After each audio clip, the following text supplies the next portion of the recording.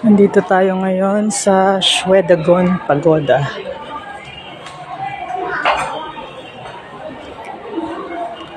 Nakapasok ko pa lang sa entrance. Napaka ng lugar. Napaka-holy. Tapos eto may mga nagtitinda dito ng mga souvenir items. Dito sa bawat gilid.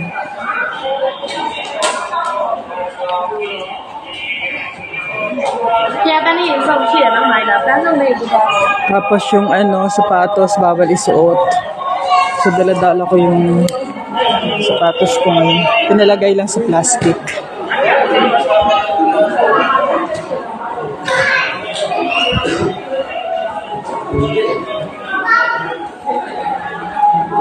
Yung mga Buddhist statues.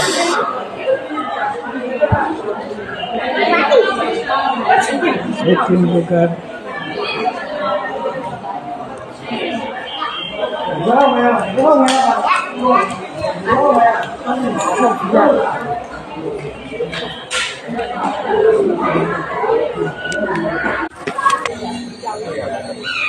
So, andito tayo ngayon sa Shwedagon Pagoda. Bali, may entrance fee for foreigners and I think yung mga locals wala. Bali, nagbayad ako ng 25,000 kyat. So, ikot muna tayo papunta dito sa right. Tapos medyo dapat talaga pupunta ka dito ng hapon kasi pinatatanggal nila yung medyas. Naka-tiles yung floor. So, mainit. Ayan, maraming nagpe-pray dito. Maraming monks.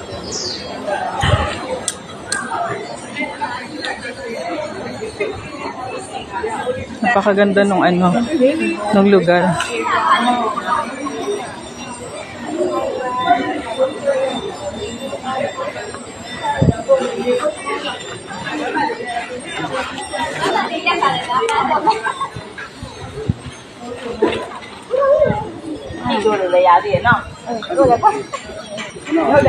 Tapos itong pinaka-dome nila, yung mataas na yan,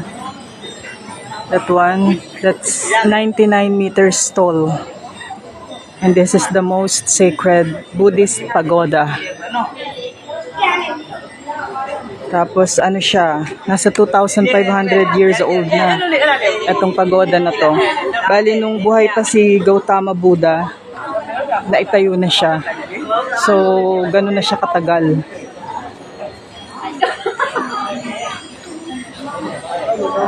Tapos the entire pagoda is covered in gold plates. Kaya nakikita nyo.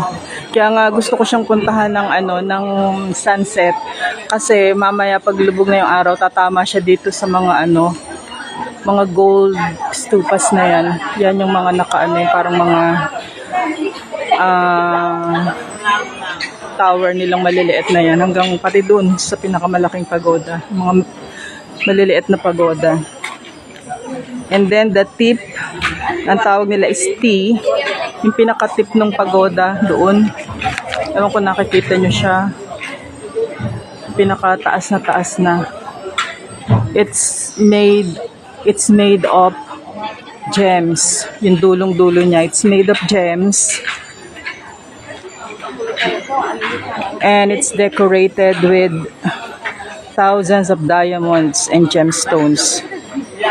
Tapos yung nasa pinakatuktok na talaga nung dome is a 76 carat diamond.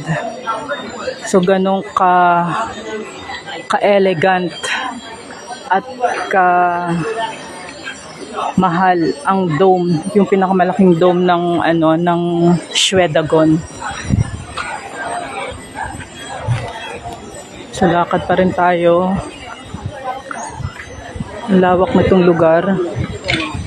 Ayan. Tapos kasi dito, meron siyang kung yung araw ng birthday mo, pwede kang mag-wish dun sa Buddha na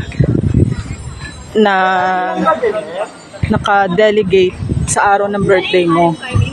So mamaya hanapin ko siya. Ang ganda rin itong itong white temple na to.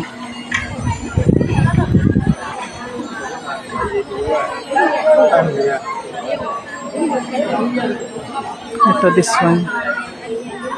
Sobrang ganda at saka napaka-sacred talaga ng lugar.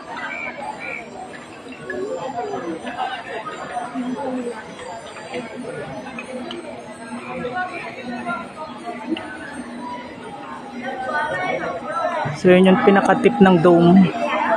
Medyo against the light. Kasi kaya hindi siya masyadong makita.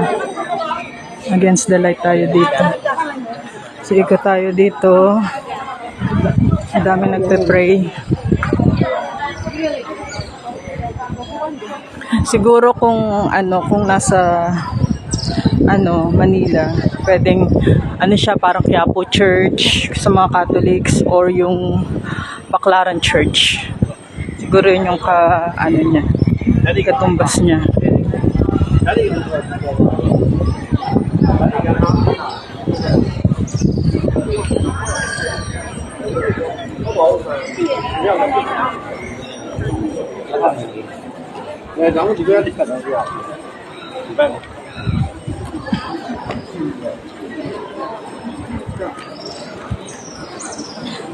Siguro yung mga ibang parents, dinadala rin nila dito yung mga anak nila, yung mga babies. Para kasi siguro pag nadadala nila yung mga anak nila dito, parang nabe-blessed.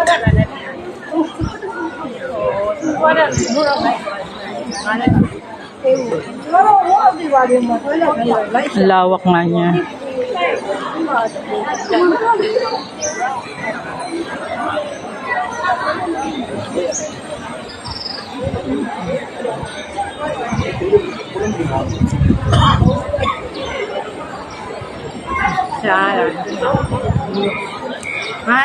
Tingnan ko nga, siguro dito yung dito ako pwede Monday corner. So dito pala yung ko, yung araw ng birthday ko is Monday. So pwede ako ditong parang mag-wish. So pala ako, tiger. Tiger pala yung ko, yung animal ko. Ayan. Punta nga tayo dito. Tapos, kung ilang taon, ayan. Saba. Okay.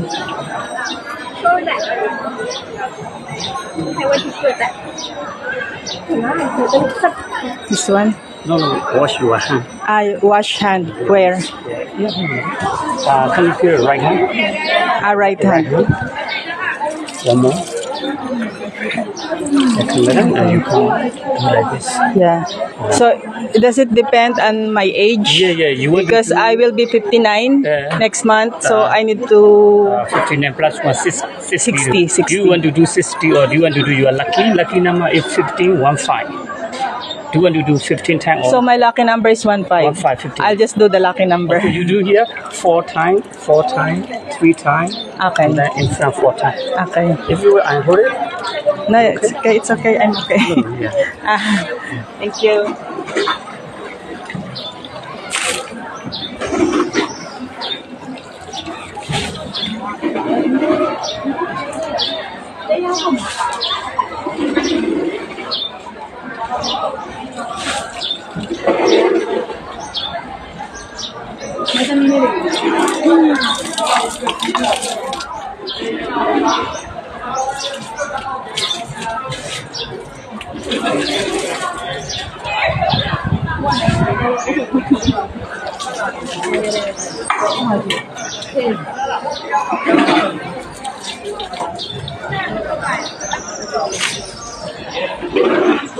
Yeah, right. 3 times, 3 cup of water.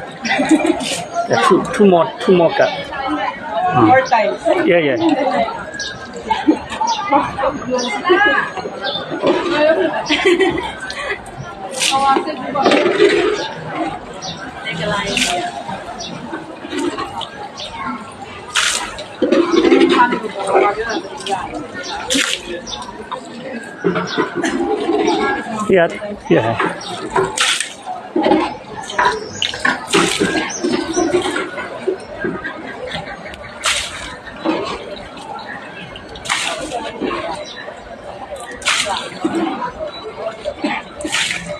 I did 3. Yeah, 4. 15. Yeah, 4, 3, 15. And then?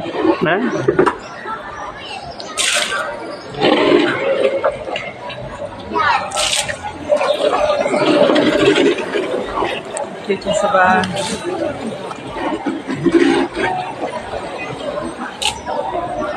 Yeah, you can sit down. You can take your time.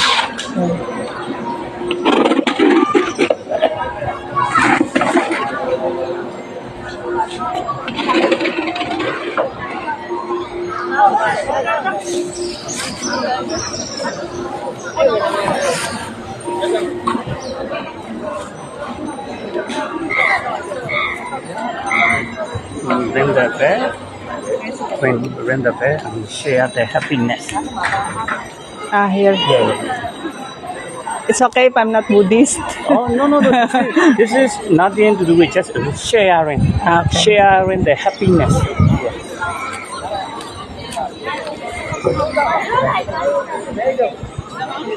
How long will you stay in Myanmar? My daughter teaches in Naypyidaw. Oh, you are. I was there for 2 months. Oh, 2 but months. yeah, but I'm going back to the Philippines tomorrow. Oh, tomorrow. Tomorrow, it's my last day today, so I made it sure that I will be able to visit Swedagon. Oh, just 3 times. Like this, Mira. You okay? You put it. Yeah. And then can you open? You like this? Right. Like this, Yeah, right, correct. 2 times. 3. 3.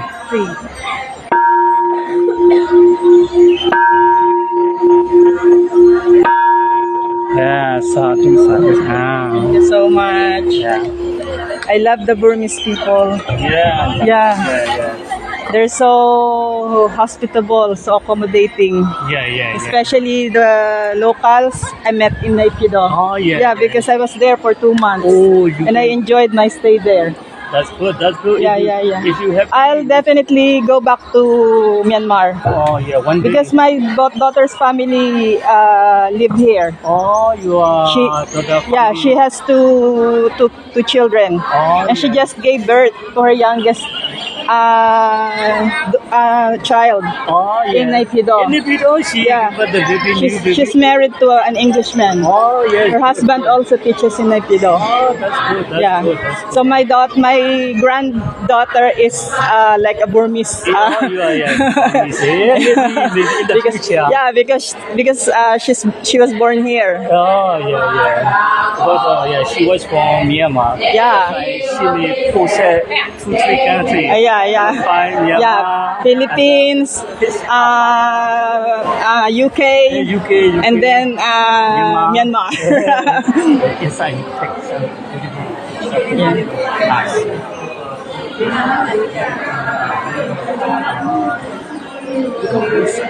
Yeah. I'll just take photo.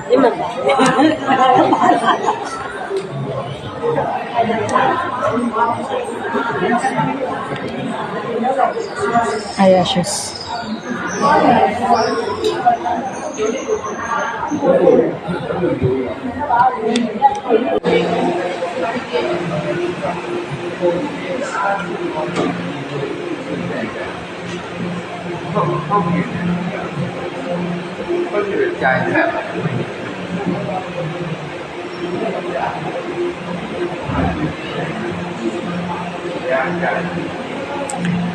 So the pagoda is more impressive during nighttime. Yeah. Look at this. Yeah. Nighttime like this. Twilight time. Very good looking. Yeah. So what time usually? Around about 7, 6, 8. What time is it now? Now is 5:30. Yeah.